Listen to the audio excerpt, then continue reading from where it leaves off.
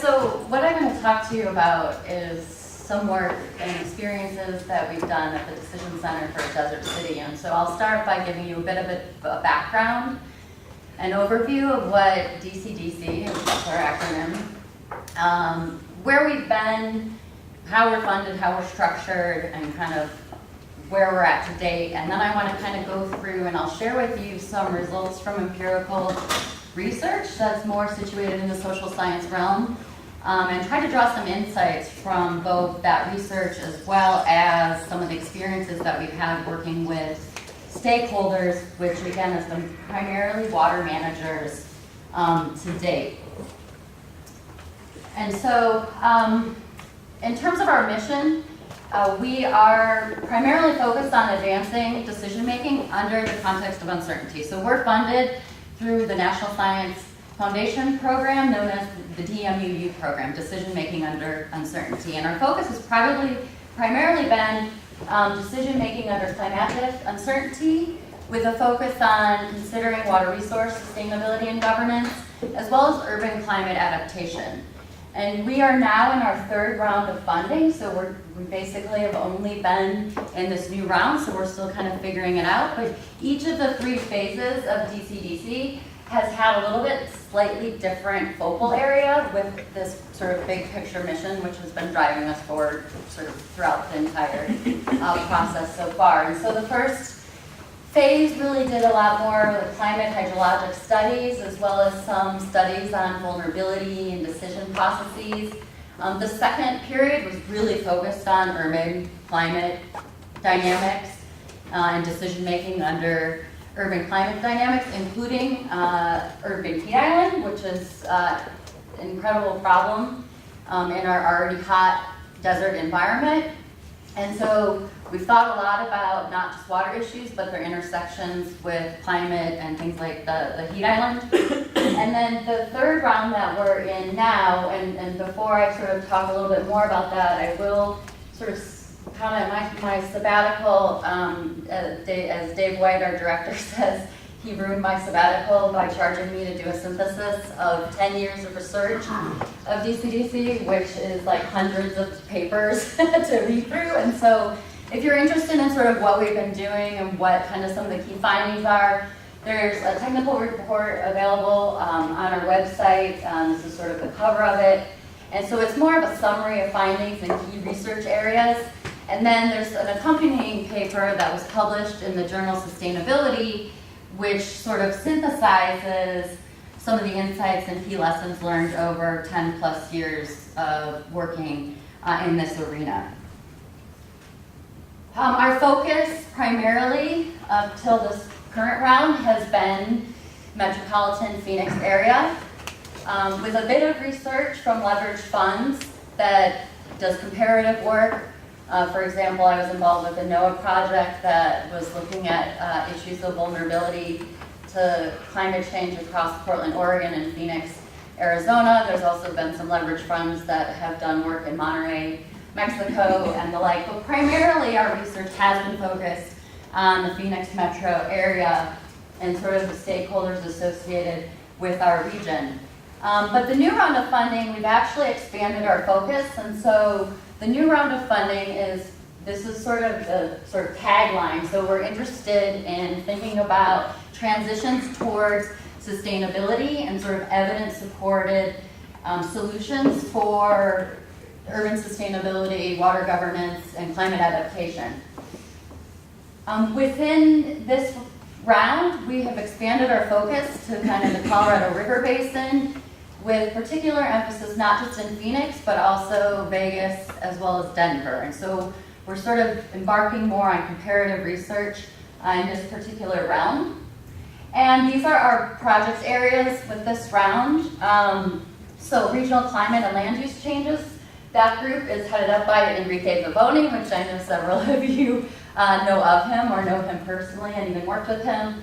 The actors, institutions, and governments is sort of co-led by myself, as well as Andrew Woodich and Michael Hanneman.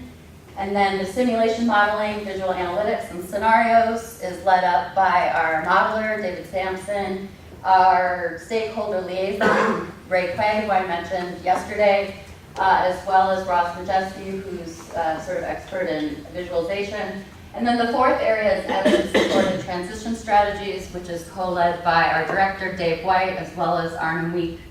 And then there's several other investigators involved. But that's sort of the current research and where we're going. I invite you to check out the website to learn more. There's lots of information and interesting media announcements as well as reports, et cetera, on our website. And we do our activity through sort of these realms of research education as well as partnerships and WaterSim, which is our simulation model, and I'll talk a good deal about that here today. An important thing to understand about the conception and organization of DCDC is that we are explicitly operating as what is known as a boundary organization. So there's a whole literature on boundary organization. And the idea is rather simple. It's essentially thinking about operating across science and policy spheres through interactions, through a variety of activities, and what's known as objects. And objects can be sort of products that bring people together to focus on, to have dialogues and discussions over relevant issues. And so, an object could be a map.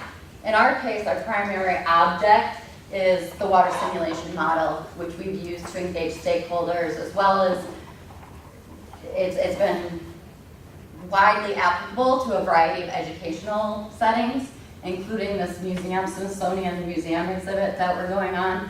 Everybody loves WaterSim. And so we get lots of requests to, can you expand WaterSim? Can we put it into our area? Can you do it for the state?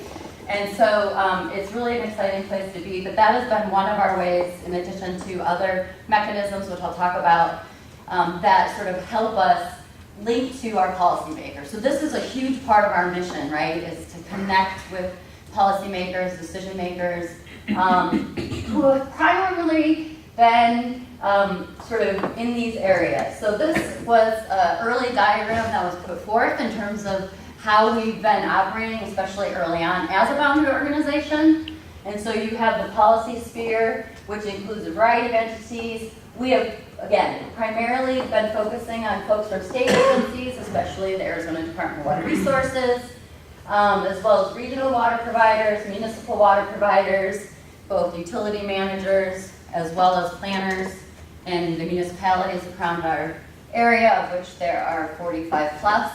And so those are our primary stakeholders. We've done less work with elected officials, although there's some work in that arena now. Dave's, the director, sits on a board with the city of Phoenix, for example, an initiative driven by the mayor. But we haven't really involved citizens per se, or nonprofit organizations are sort of marginally involved, just to sort of full disclosure. And then these are sort of the primary areas of science that we've worked in, especially early on. And then these are kind of the ways we interact. So we hold regular monthly water briefings of varying sorts. Sometimes those are presenters from the communities.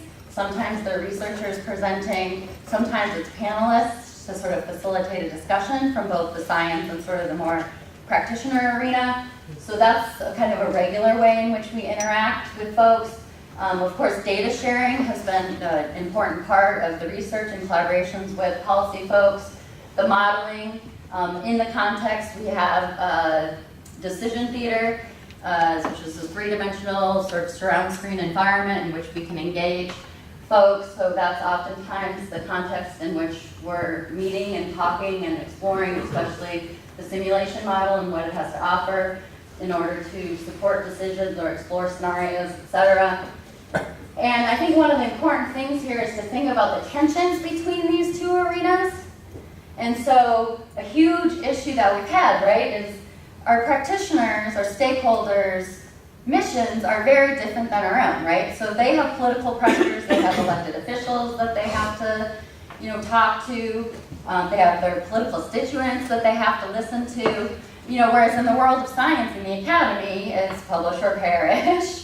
And based on peer review processes. And so very different issues of accountability and responsibility. Some other tensions that have arisen in terms of working with stakeholders is that decision makers need relatively short-term information, and they want the information fast and quick. Whereas research, as we know, oftentimes is a long process, and it takes time for findings that we're confident with to get published, to evolve, to be presented out into the public. And so that's one sort of key tension. Another key tension, of course, is that the stakeholders are interested in applied research, but our mission is basic research. Even funded as a boundary organization, NSF is sort of wanting to see the basic science and the pushing forward of the knowledge boundaries, et cetera, and so that's always a sort of a tension that we're sort of dealing with too. But understanding and recognizing those tensions and then thinking about how to bridge them is a really important process of collaborating in these sorts of arenas. So this is WaterSim. David Sampson is the primary developer of WaterSim. And this is Dave White, our director of DCDC. And you can play with WaterSim online. A lot of faculty have included this, and K-12 educators have included this in their classrooms as an activity. And just to point out a couple of things, you do have policy levers. And so the policy levers, I probably can't read them from there, but it's sort of like what percent of effluent is being produced in terms of what percent of wastewater is being reused as a part of our water supply. You can transfer from agricultural uses to municipal uses as the second lever. You could dedicate water to environment or in-stream flows. You can basically say how much gallons per capita daily are we going to use, so you can kind of play around with efficiency and water demands. And then thinking about population growth rates. So you can set like how much are we going to grow. And then on the output side, we have a series of sustainability indicators at the top. And those at present deal with groundwater levels. So how much is groundwater drawing down or rising? How much flows are dedicated to the environment? How much water is going to agriculture? And then basically efficiency of water use as measured by gallons per capita daily. And how many years can we support the population that's been assumed under the growth scenario? So those right now are sort of the indicators that are in the model. And again, you can go online and play with these. And there's different scenarios too. You can simulate a drought of epic proportions in the Colorado Basin and things like that. And so it's really fun. And one of the interesting things about this, and one of the key things we've learned in an educational setting and in working with our stakeholders is there's no single solution. So in playing with this tool, it really highlights some of the complexities, no single solutions, and also the trade-offs that you have to deal with. Are you going to put water to agriculture, to cities, or to ecosystems? And so really is eye-opening for students, especially people that don't understand the complexities of water. So that's one of the key insights people take away when interacting with this particular model. And so with that background, what I'm going to do is kind of go through a series of slides that derive some findings and insights from a series of papers. If anybody's interested in these papers, I'd be happy to share them with you. The first one is a study that engaged decision makers in an early version of the water simulation model and basically got their feedback. The second one is a paper that looks at how residents' perspectives differ from policymakers' perspectives as different from scientists and researchers. And then the third one looks at how exposure to visual information influences perceptions about the causes and potential solutions of water shortages. And so I'm going to just briefly point to some of the key findings and then try to draw some kind of lessons learned and insights for practice, as well as research that can inform these sorts of interactions. Okay. One of the key things that we know from the science policy literature is that if you want stakeholders to use your information, they have to see it as credible, as salient, and as legitimate. So it has to be credible in terms of the adequacy and accuracy, perceived accuracy of the evidence and arguments supporting.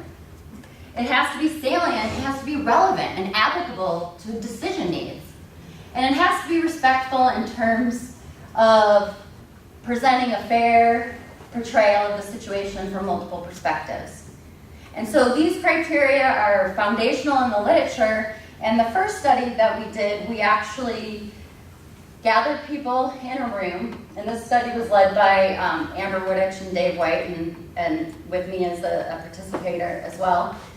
And so we basically gathered decision makers into the decision theater and explored water sim with them, and then had focus group discussions, as well as they could write individual kind of personal comments about what they thought about the water sim model. And then those qualitative sort of textual data were systematically coded to see what comments were made along these three kind of criteria that we know to be important in terms of how or why people might use that information. And so this was done. This is an early, I think version 1 of the model, so you can see how simplistic it is relative to the other version that I showed you.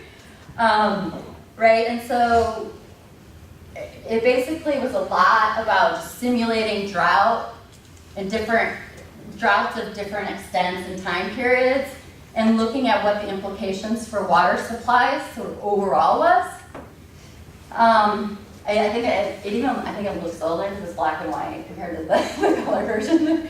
But then again, this is sort of what it looks like now. And so we have changed the model in part based on input from our stakeholders. And so that first study, in terms of looking at how they view water sim vis-a-vis the CFL kind of criteria, is sort of summarized in this particular graphic. And so I'm not going to talk about these differences because we don't have time, and I'm not sure how useful they are personally. It was probably my biggest critique of the paper that we wrote, was like, what are these categories? And what do they mean?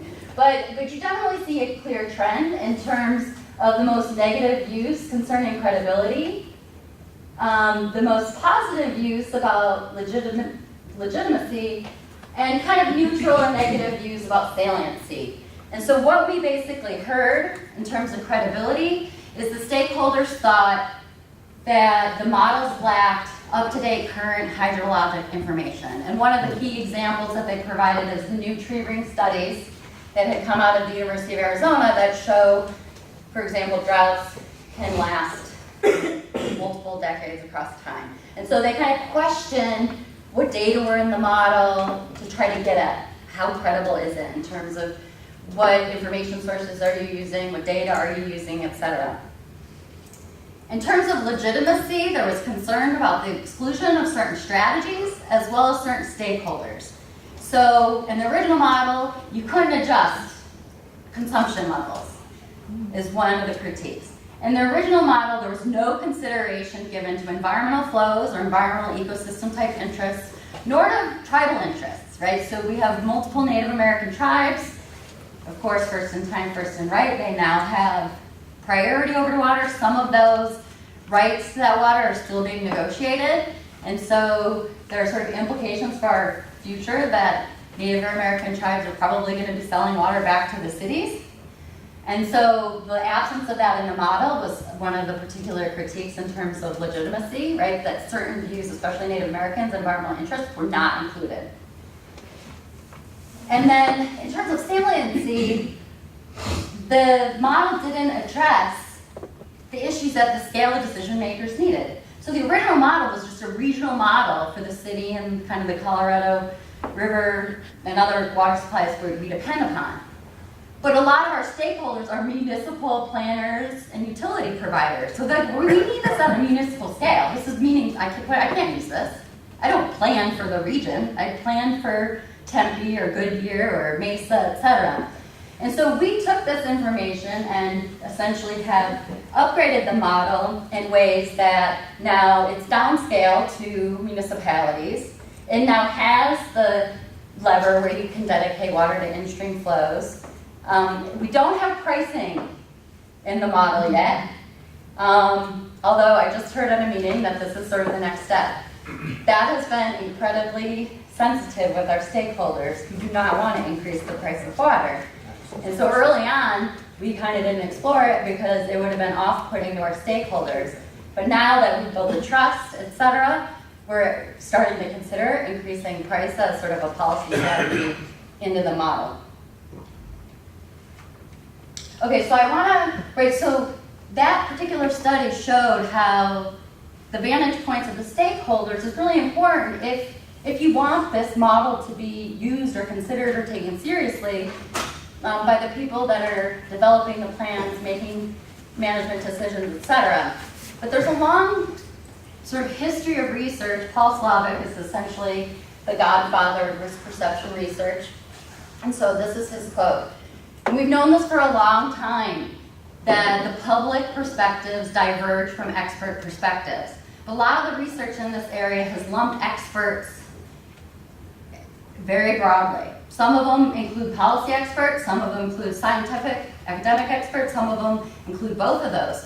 And so working in the science policy space, I wanted to know, well, how do policy's perspectives diverge from scientific perspectives as well as residents' perspectives, treating policy folks and scientists as experts, different types of experts with different missions and different pressures, et cetera. And so I led a study, and this was using data from the Phoenix Area Social Survey, which I'm now co-directing with Abby York, and that is an initiative of the Central Arizona Phoenix Long-Term Ecological Research Project. For those ecologists and urban ecology people in the room, CAP-LTER, it is the acronym. And so this work was done in conjunction with that project. And just to orient you to this graph, so I'm going to show you two graphs. This one is perceived causes of water shortage. The higher the bar, the more people contribute these different potential sort of contributors to water shortages. The second one is sort of perceived effectiveness of different management strategies. The dumbbell bars essentially show statistically significant differences between the different pairs. And one thing you'll notice is these are sort of, the framing is based on value theory and some foundational understanding of social sciences, is what influences people's perceptions and attitudes.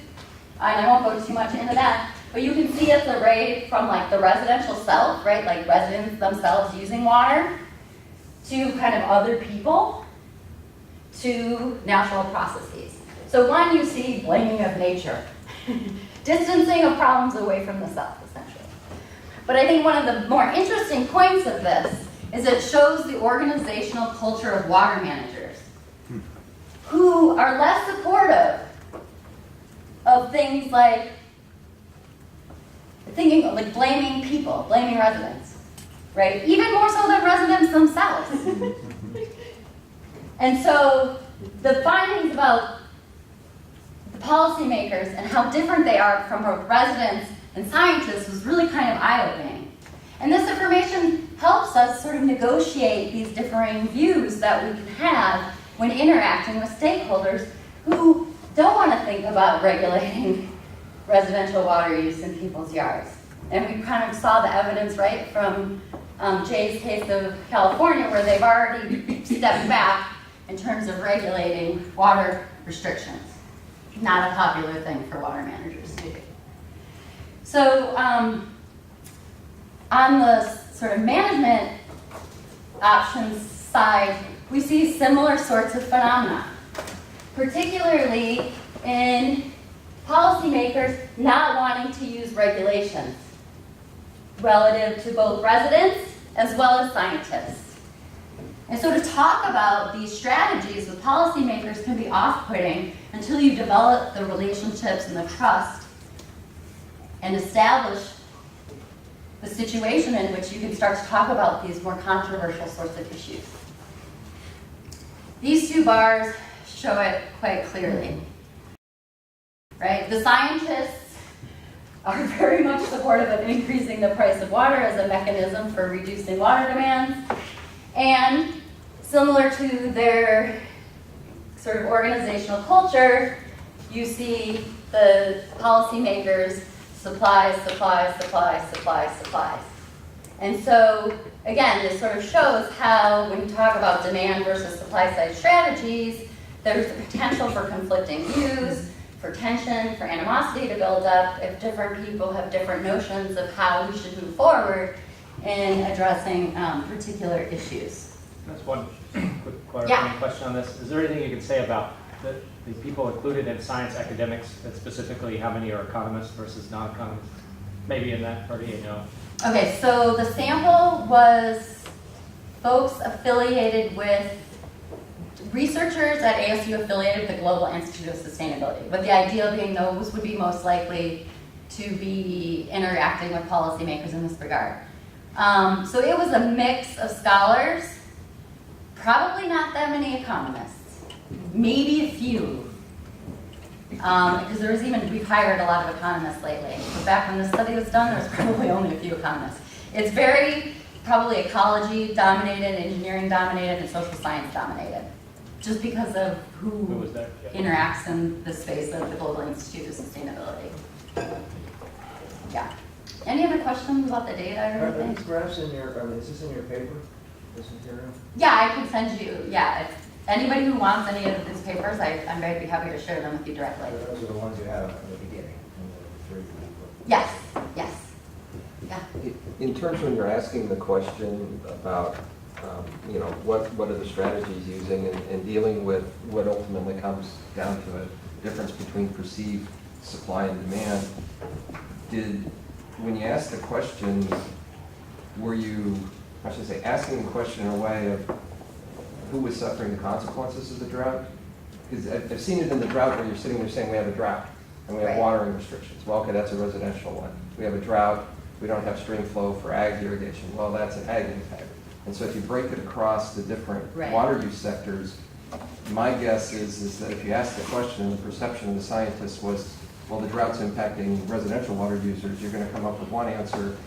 And if the drought's affecting ecosystem flows, you're going to come up with another answer. Right. Because I've seen those switch in terms of price structures, because it's like, well, we can get city dwellers to use less water if we raise the price. And then you say, well, let's bring ecosystem. Oh, no, we don't want to do that because we know that they won't pay for it. Right. So- Yeah, no, unfortunately, we have not gotten at perceptions of who is impacted. There's other studies, actually, a master's student just did a study that looked a little bit at that. And we're going to do a survey with this next round of DCDC, so that would be a really good question to Well, ask. that's one in terms of the drought, and what I've seen there is that if you phrase the drought in terms of a perception of one element of hydro services, you're going to get one answer. But depending on use Reclamation's definition, there's 7 hydro services, and it probably needs to reflect across all 7 hydro services, not just focused in on one, because all of them interact in things like Right. that. Right. Yeah, so a lot of the research at DCDC has pinpointed, as I mentioned yesterday, municipal water users dominate region-wide, and residential uses are the majority of that, and within residential uses, actually, and within municipal uses, outdoor water uses are dominant, and so that was kind of our framing for these questions, was sort of in that context. And I should also say these data were collected in an hour-long survey that cost $100,000. And so it wasn't all about water. It covered 4 different domains, and we had limited sort of questions we could ask. But I think those are really good points that could be taken into basically their next survey round. Yes. Does the model, I've been running it over here, I'm trying to sorry, not I'm wondering, does the model break down withdrawal versus consumption? In other words, of course, if you're using landscape irrigation, most of that water is transpiring off. Most Right. homeowners over irrigate, so you're getting some recharge, and it stays in the basin. But for all the other water users, there's a flow-through mechanism so that the water stays available. It's not actually leaving. Right. unfortunately, I do not believe that's a part of the model. Okay, so if the water's withdrawn from the system, it's considered 100% used, except for the reclaimed water? Yeah, Okay. yeah. See, this is where I need David Sampson here to be like, because they know, that's like the intricacies in the model, and how it's done, I do not understand. Yeah. That's one question on sort of your interpretation of this kind of graph. So I guess I get the focus of paying attention to the three different groups and how they differ on a single question. How much do you pay attention to how much the ratings are between questions, or is this sort of harder to, I don't know, as a social scientist, the difference between a 9 on one question and a 6 on another question, is that just kind of like, well, that's of much lesser importance than when people have differences of perception on a single question? So like, I can see the importance on a single question. I'm just wondering about. Yeah, so I mean, in the context of the paper, we described like, right, so in this sense, generally people are less supportive of regulatory policies and are more supportive of voluntary policies, but we didn't go deep enough to say, right, so finding water sources. Well, the implications of that are you need money for that. And so we didn't ask like, well, where's the money coming from? Like, are we getting it from the feds, or are we increasing the price of water so we can find new sources? So those are the sorts of nuances that, you know, we hope to get at through, and can often get at through more qualitative forms of research that are richer than just these sort of closed-ended survey response kinds of data collection methods. But we were primarily interested in the differences across the three groups, and so the statistical analyses emphasized those differences. So we were having a discussion yesterday in terms of stakeholder credibility of peer-reviewed literature.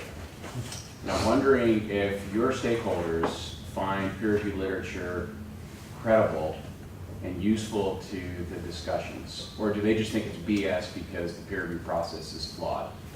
I don't think they have an issue with the credibility so much as they don't have access to it, right? So a lot of, right, I mean, we have access to it because we go through the ASU library and can get articles, and if our library doesn't have subscriptions to it, we can interlibrary loan it. Yep.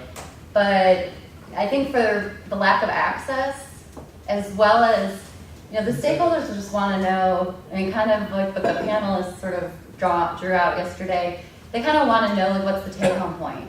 And some of them are really interested and engaged in the details. Ray Quay, who's now on our staff, like he engages with the details of the research and he reads the papers, but you know, he'll say like, most of my colleagues are not going to read a scientific article. They just want like the distilled points. You know, unless they're actually doing the modeling or need to know like the technical skills and approaches, they by and large are not reading that literature, which is why it's really important. So that's one of the reasons why we did the technical report summarizing our findings and has a very accessible executive summary, because we figured stakeholders are probably only going to read the executive summary and then go to pieces that may be more relevant to them. So if they're working on issues of urban heat island and heat mitigation, you know, they go to that section of the report. Is there any thought to going back to the group that you surveyed in this hour-long survey, you know, broken down this hour, and taking these results and bringing it back on them and using it as a teaching moment? Because, you know, you already pointed out that finding water sources is going to cost more money. Invest in technology is going to cost more money. And they answered the question in the context of it won't cost any more money. But in addition, I mean, there's enough literature out there on educate the public. It just has no impact whatsoever. Yep, I agree. And so it's, what I would see is like, it's good to get these perceptions, but then to bring them back and close the loop and say, well, this is what you think, but here's the reality. Yeah. It might be a good, how should I say, learning moment that can interject in them some reality. Because, I mean, I've seen the fantasy before in every water management situation network. We'll be more efficient, we'll educate everybody, we'll do this, we'll do that. And then the reality boils down to just a couple of limited options. And what I've seen is that if you have the survey, they're answering it, and then you bring them back into the room and say, here's the reality, it might start interjecting some reality in the discussion rather than the perpetuation of actually, quite honestly, fantasies about water management. Yeah, no, that's a really good point. And I think especially saying like, hey, residents are actually more supportive of restrictions than you think they are. But we haven't engaged with those conversations. So, like individuals, but not in sort of a group level. Okay, I just, closing the loop on that might actually start changing something. Yeah, I agree. I think it'd be really cool to do that. All right, thanks for all the discussion. I think it's really useful. I want to just to let Kelly go on, and then we can, with time permitting, And keep on towards the schedule. end. So one of the other things I just wanted to mention, and this was based on some studies I did with a colleague, Drought Model, who's sort of a GIS, sort of visualization person, and some other folks that work on sort of computer informatics and decision making.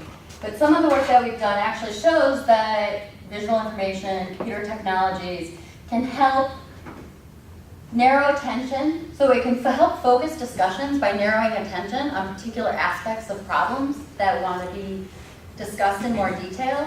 And we also found that it can help foster mutual understanding of systems. So just sort of how we were doing the concept mapping yesterday, and it was sort of like, well, what do we mean by this versus this, right? So it helps us come to sort of an understanding of the different languages that we use and what we're talking about. But what's interesting from this particular research is that, and the data figures are totally ugly in the paper, so I didn't provide them, but again, I'm happy to present or share the research, the published research with you. But one of the things that we found, so because we looked at perceived causes of water shortages in this other study, and we looked at perceived effectiveness of solutions.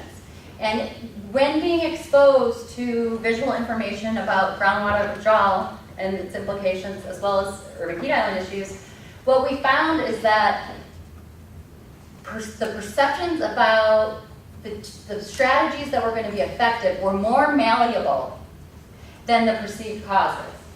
So the perceived causes of problems is often value-based and are sort of ideologically entrenched and therefore steadfast and not so much changeable.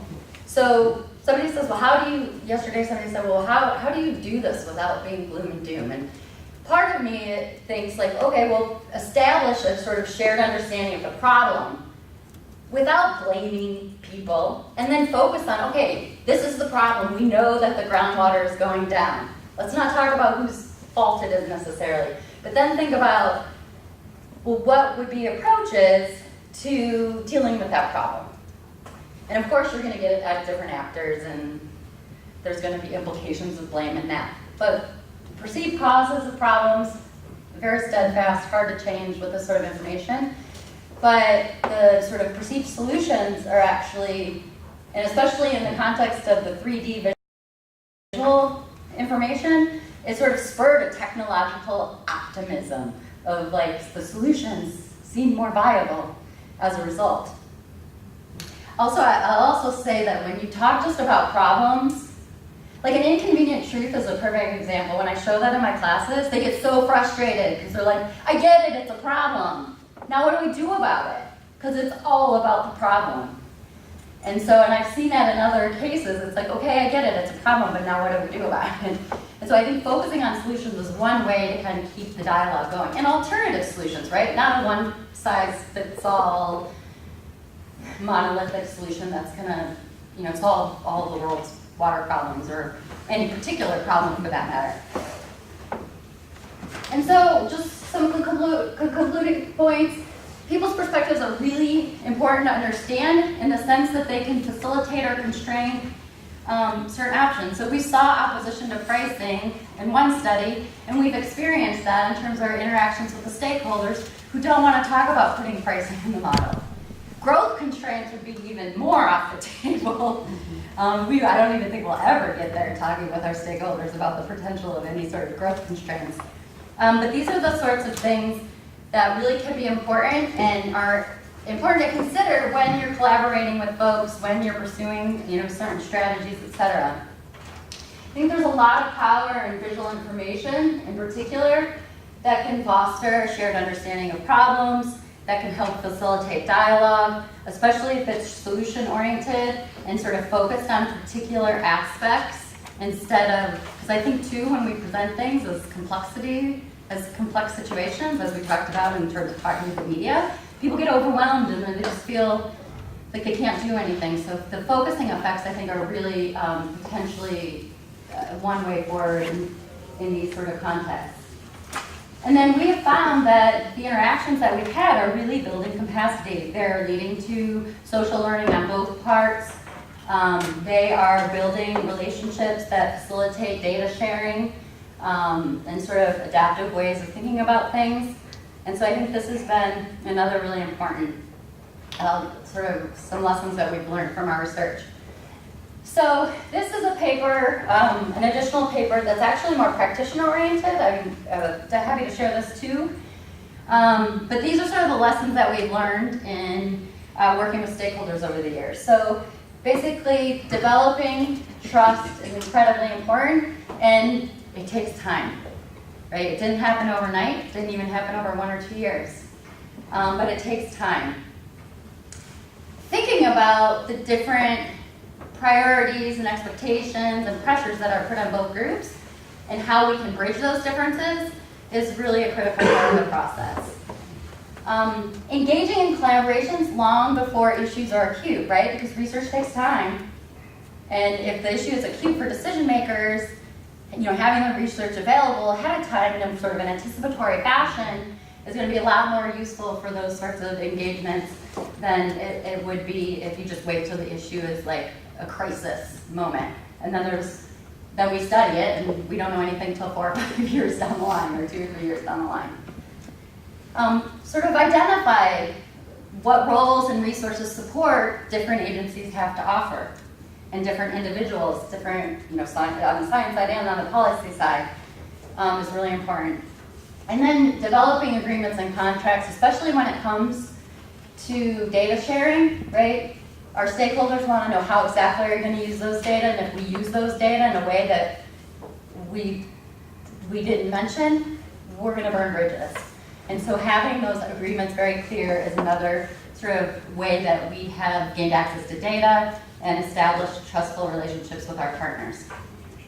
The mechanisms that we use to engage stakeholders briefly are very specific project level collaborations. And so Lloyd's example of working with the city of San Antonio on the multifamily residential would be one good example of that within the broader CMH project. Neutral convening, so we talked about neutrality yesterday, but DCDC is actually situated in downtown Tempe. It's not on campus, which is hard. It's hard to park, it's hard to penetrate.